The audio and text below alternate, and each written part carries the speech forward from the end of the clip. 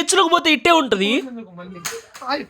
Welcome back to another video. ఇలాంటి birthday మీ life లో ఎప్పుడైనా చూస్తుంటే మీకు లైఫ్ టైం సెటిల్మెంట్. ఈ రోజు మన బెస్టెస్ట్ ఫ్రెండ్ బర్త్డే అనమాట. అదే విష్ణు డార్లింగ్ ది. తనకు తెలియకుండానే తన షాప్ ముందు ఒక పెద్ద ఫ్లెక్స్ కట్టారు. కానీ ఫ్లెక్స్ మారిపోతుంది, కేక్ మారిపోతుంది, అసలు పార్టీ మారిపోతుంది కంప్లీట్ గా. విష్ణు అయితే షాప్ లోపల పంపించేసి కెమెరాకి అయితే ఒక పెద్ద కవర్ కట్టేసాము. ఎందుకంటే కెమెరా నుంచి చూసేస్తాడు. ఇక్కడ జరగబోయే బర్త్డేకి నాకు ఏ సంబంధం లేదు, నేను మీలాగే ప్రేక్షకుడిని. వీళ్ళైతే ఒక కొత్త ఫ్లెక్స్ తెచ్చి కట్టారు.